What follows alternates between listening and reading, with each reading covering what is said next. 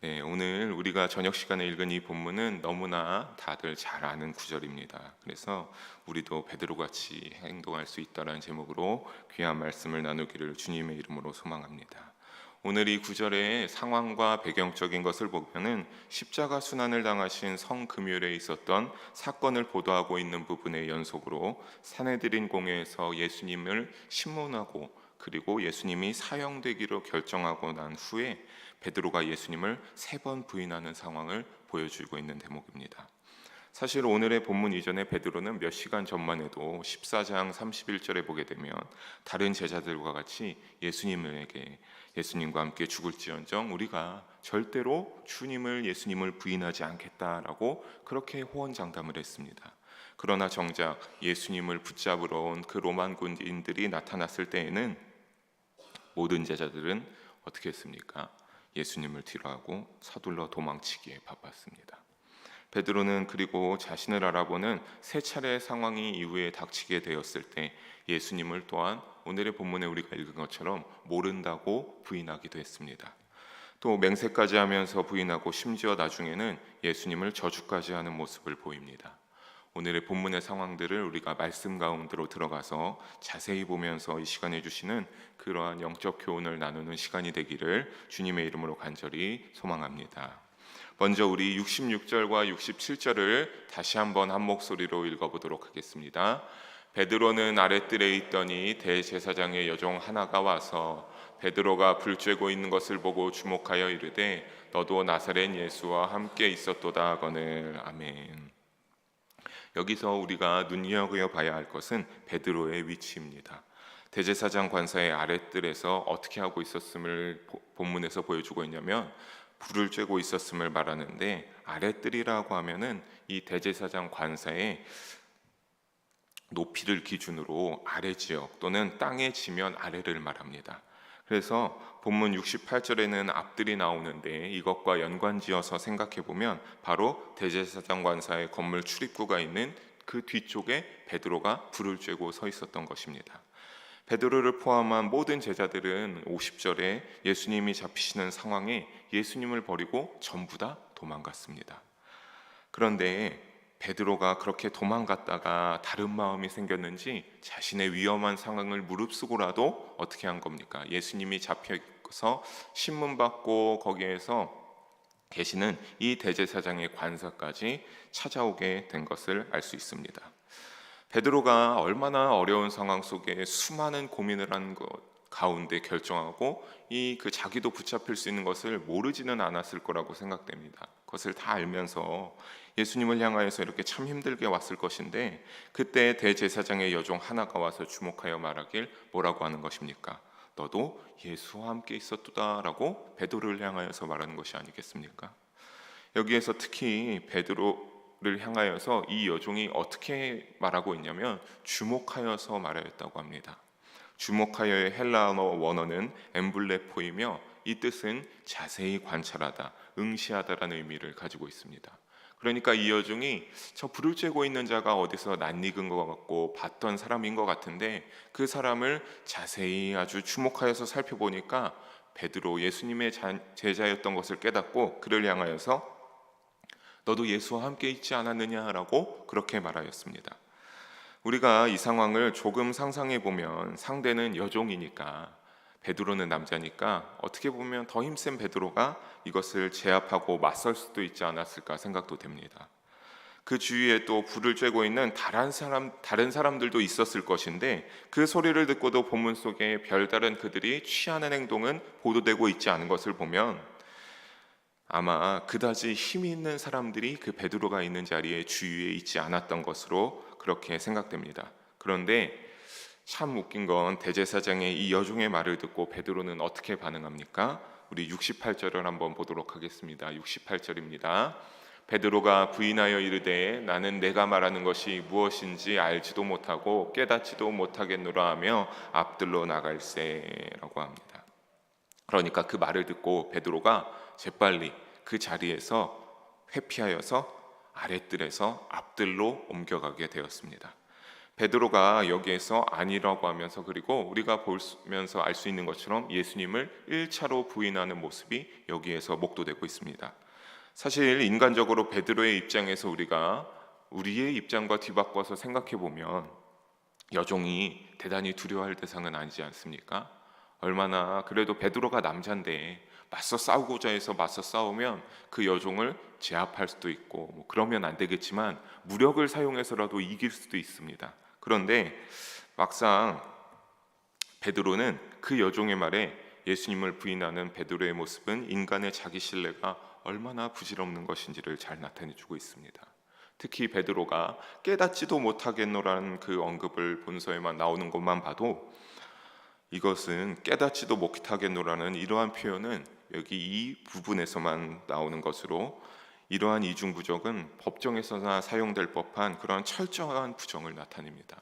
그러니까 그냥 여종이 너 예수와 함께 있던 자가 아니냐라고 했을 때 아주 철저하게 깨닫지도 못하겠노라라고 하면서 부정하면서 도망가는 그 모습을 보면 죽을지라도 예수님을 따르겠다고 했던 그 베드로의 결심과 각오는 어디로 사라지고 자신의 목숨을 보존하기 위해서 그 급급한 비겁자로 베드로는 전락해버리는 그 모습을 볼 수 있습니다. 다른 장소에선 세상 죄를 대속하기 위해 자신의 목숨을 내놓는 그 예수님의 모습이 이루어지고 있는데, 우리가 그 예수님의 모습과 이 도망가기 급급한 베드로의 모습을 비교해 보면 베드로의 비겁함은 더욱더 극명하게 드러납니다. 요한계시록 7교회 중에 하나인 서머나 교회의 감독이던 폴리갑은 총독 앞에 당시에 끌려갔을 적에 예수님을 모른다고 한마디만 말하며, 그냥 단순히 딱 한마디, 예수님을 난 알지 못합니다, 예수님을 믿지 않습니다라고 말하면 그 폴리갑 감독은 풀려날 수 있었습니다. 하지만 주님은 이제껏 한 번도 나를 부인하신 적이 없으셨는데 이제와 내가 어떻게 그런 주님을 부인할 수 있겠느냐라며 이를 거부하고 예수님을 선택하고 이 폴리갑 감독은 화형에 처해지게 되어서 화형을 당하였습니다. 마태복음 10장 32절 33절의 말씀에도 이것을 뒷받침해 주는 말씀이 나오고 있습니다. 우리 함께 한 목소리로 읽어보도록 하겠습니다.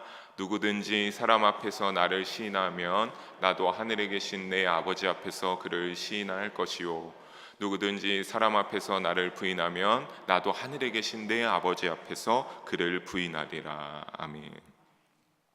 예수님께서 자신의 이름을 부인하지 않는 자는 부인하지 않고 부인하는 자는 하나님 앞에서 자기도 부인한다라고 말씀하셨습니다. 그러니까 주의 이름을, 예수님의 이름을 우리가 아뢰고 부르면서 나아갈 때가 있는데, 가만히 보면 참 그것이 우리가 간절하게 부르는 것은 당연히 우리가 믿는 예수님을 향하여서 행해야 될 마땅한 도리이고 마땅한 기도이지만, 여기에서 예수님의 말씀을 토대로 볼 때 주의 이름을 입술과 혀로 부르기만 한다고 참된 제자가 되는 전부는 아닌 것을 우리가 엿볼 수가 있습니다. 어떤 일이 있든지 혹 내 목숨을 위협하는 죽음의 위기일지라도 마음속 울림에 따라 당당하게 예수님의 이름을 외치며 증거할 때, 그때에서야 우리가 어떻게 되는 겁니까?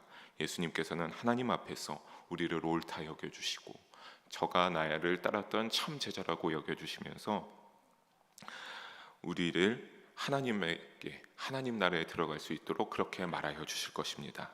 사랑하는 성도 여러분, 참된 믿음으로 나의 구주 그리스도 예수님을 부인하지 않은 우리 믿음이 되시기를 주님의 이름으로 간절히 부탁드립니다. 그래서 예수님께서 인정하시는 우리 모든 영일 성도님들이 한 분도 빠지지 않고 되시기를 주님의 이름으로 축원합니다. 우리 이어서 말씀을 계속 보도록 하겠습니다. 69절과 70절입니다. 함께 한 목소리를 읽어봅니다. 여종이 그를 보고 곁에 서 있는 자들에게 다시 이르되 이 사람은 그 도당이라 하되 또 부인하더라. 너도 그 도당이니라. 아멘.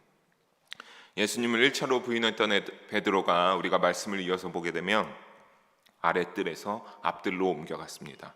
거기서 그런데 다시 어떤 상황이 연출되고 있습니까?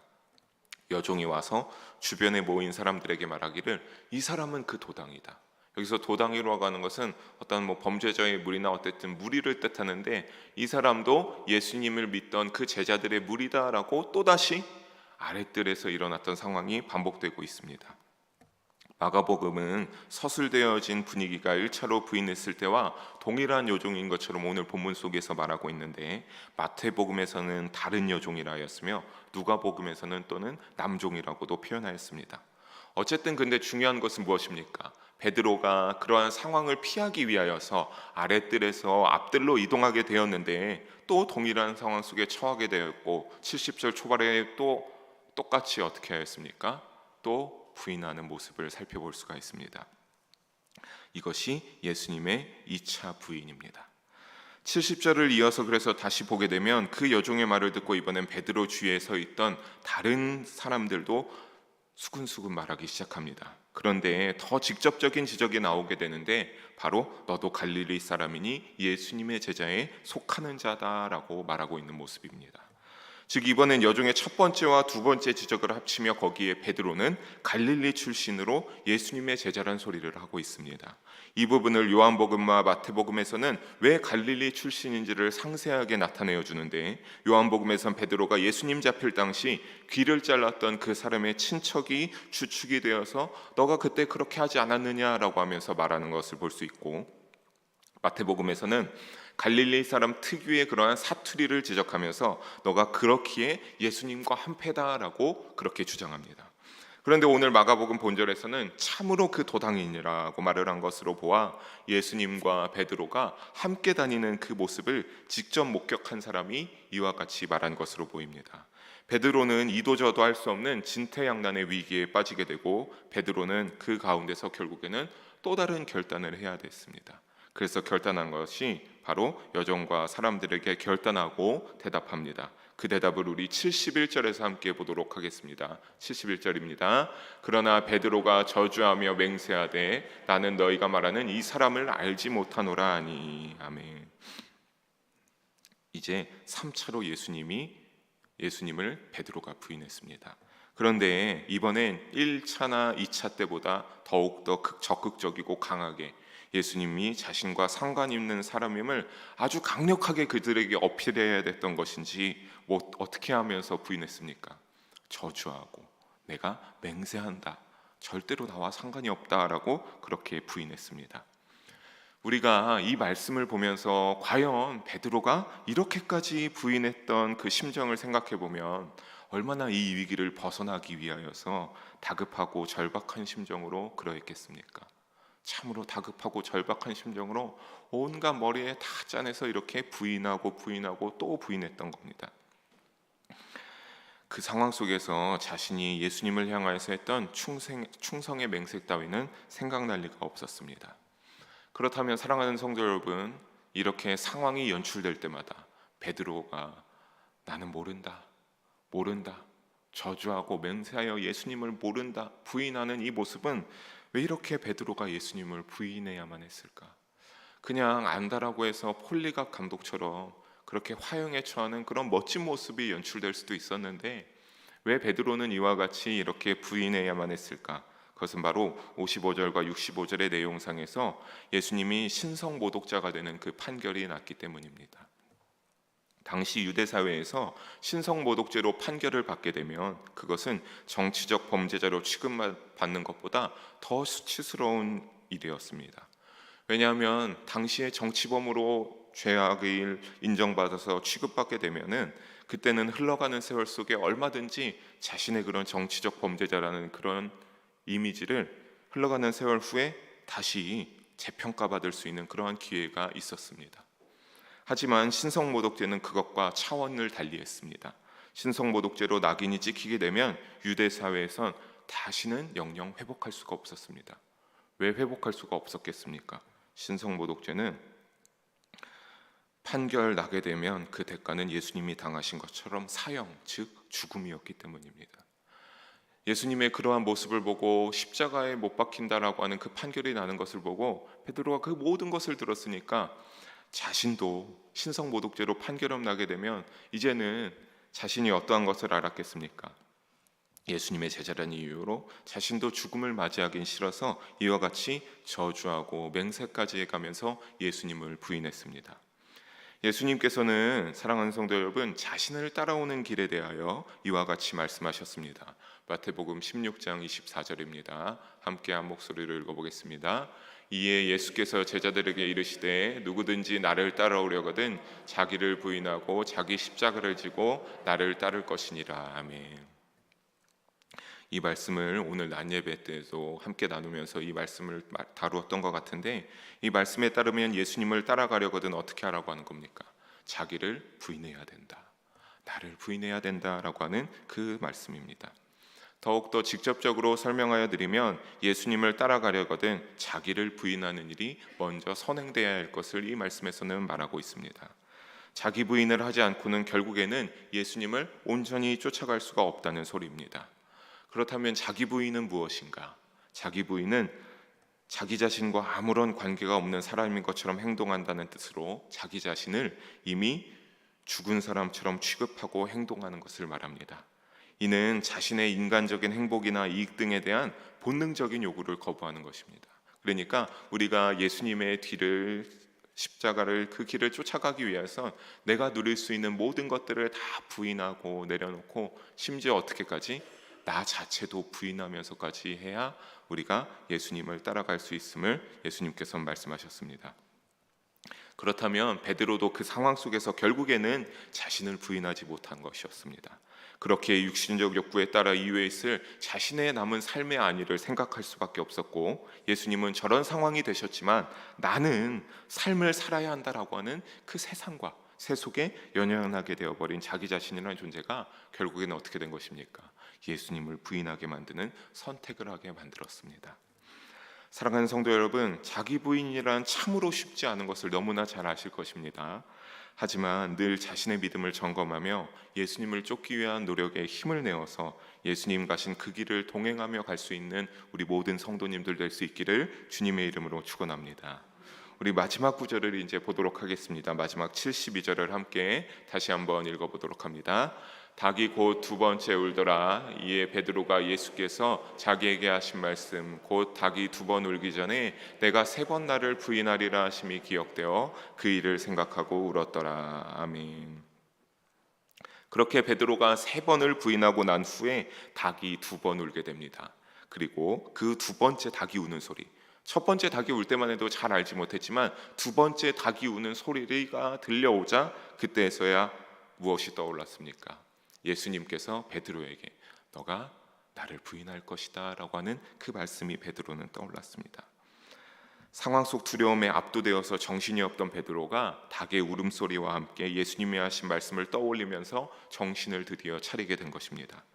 마태복음 26장 75절에서는 이것을 더욱더 극적으로 표현하고 있는데, 밖에 나가서 심히 통곡하니라 라고 보도하고 있습니다. 그러니까 오늘의 말씀에서는 그냥 울었더라라고 하지만 사실 베드로가 어떤 겁니까? 그 말씀을 떠올리자마자 밖으로 나가서 엉엉 아주 크게 소리내면서 통곡하여서 울었습니다. 왜 그렇게 울어야 했습니까? 이렇게 될 것을 아시고 미리 말씀하여 주시고 격려하셨던 예수님을 생각하면서 자신의 마음과 자신의 그런 행동들이 너무나 찢어지게 자신의 가슴을 때릴 듯이 후회가 됐기 때문이 아니었을까 합니다. 하지만 여기서 우리가 한 가지 희망과 위로가 되는 점을 찾을 수 있는 것은 바로 예수님께서 이미 그 연약함을 아시고 어떻게 하셨습니까? 베드로에게 예언을 해주셨던 그 정황입니다. 예수님이 하셨던 그 말씀이 연약함을 아시고 해주셨던 세 번을 부인하고 나서 예수님이 부인할 것이다라고 하는 그 말씀이 깨달아지는 순간에 눈물을 흘리면서 후회하면서 회개할 수 있는 그 기회를 예수님께서 마련해 주셨다라고 하는 점입니다. 우리도 죄에 의하여서 이와 같이 철저한 실패자가 될 수 있습니다. 그냥 단순히 성경 속에 나오는 어떠한 베드로의 이야기여서가 아니라 이 베드로의 이야기가 나의 이야기처럼 우리도 이러한 잘못된 행동과 잘못된 선택으로 철저한 실패자가 될 수 있습니다. 하지만 회개할 기회를 놓치지 않고 낙심하지 않고 회개할 때, 돌이켜서 회개할 때 우리는 주님께서 어떤 것을 인정받게 됩니까? 그래, 너가 그것을 알았느냐? 내가 너를, 그래, 너의 연약함을 안다. 하나님 우리를 긍휼하게 보여주시고 우리에게 새로운 가능성을 제시해 주시는 것을 알 수 있습니다. 요한일서 1장 9절에 보게 되면 그래서 이와 같이 말씀하였습니다. 만일 우리가 우리 죄를 자백하면 그는 미쁘시고 의로우사 우리 죄를 사하시며 우리를 모든 불의에서 깨끗하게 하실 것이요 라고 말씀하고 있습니다. 우리의 죄를 확실하게 해결하는데 이처럼 확실한 방법은 없습니다. 세상에 어떤 것도 우리가 어떠한 죄를 지었을 때 세상에서 그 죄를 용서해주고 해결해줄 수 있는 방안은 없습니다.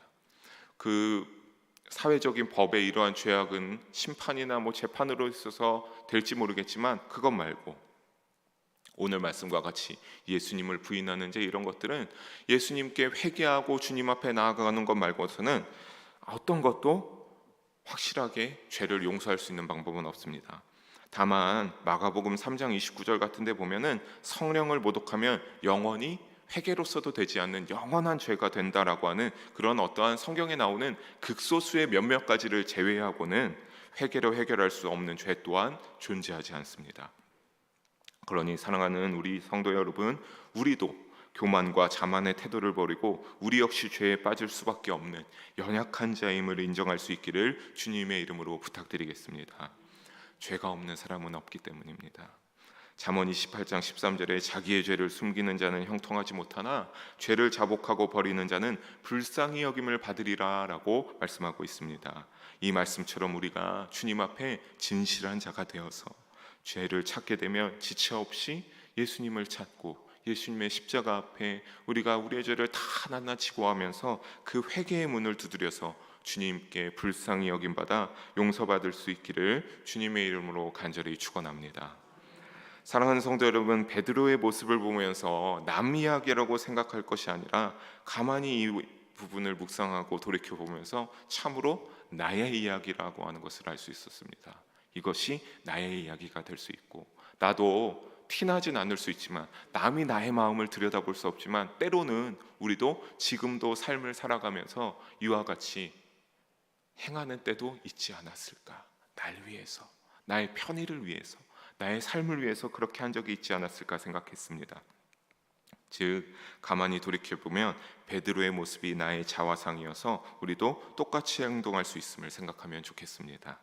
베드로도 의도적으로 예수님을 부인했던 것이 아닙니다. 부인하기 위해서 부인한 것이 아니라 그 급박한 상황 속에서 그가 최선을 다해서 어떻게든 버티고 자신을 안위하기 위한 방법 중에 하나로서 취한 것으로 우리도 그렇다면 이와 같은 상황 속에 우리 나름대로 어려운 상황이 처해진다고 한다면 우리도 이와 같은 실수를 범할 수 있습니다.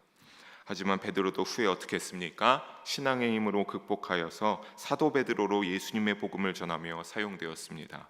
똑같이 우리도 사람의 힘으로 극복하기 힘든 어려움을, 우리가 죄에 휘둘려 그런 어려움이 있을 때면 베드로와 같이 주님께서 극복하게 해주시고 후에 사도 베드로에게 행하신 것처럼 성숙한 믿음을 가지게 해주심을 믿으시기 바랍니다. 이것이 우리의 믿음의 가운데 희망이 됩니다. 주의할 것은 다만 우리도 같은 죄에 빠질 수 있음을 잊지 말고 근신하여 자신을 부인하고 예수님만을 쫓아갑시다. 그래서 영적으로 무장되어서 승리하는 믿음의 삶을 살아가기를 주님의 이름으로 간절히 축원합니다. 기도하시겠습니다. 사랑의 하나님 아버지, 오늘도 부족한 자를 통하여서 귀한 말씀을 나누게 하심을 감사합니다. 아버지, 오늘 말씀처럼 우리도 베드로와 같이 실수했음을 깨닫게 하여 주시고 우리가 이 땅 가운데서 믿음을 지키며 살아가면서 베드로의 모습이 나에게 귀감이 되어서 실수했음을 알게 하시고 또 혹여나 실수하더라도 베드로와 같이 다시 회개하고 돌이켜서 사도로서 쓰임받게 하신 것처럼 우리도 그와 같이 우리의 죄를 용서해 주시고 우리의 믿음을 더욱더 거룩하고 깊은 믿음으로 나아가게 하는 그런 주님의 인도하심을 받게 하여 주시옵소서. 사랑이 많으신 예수님의 이름으로 기도합니다. 아멘.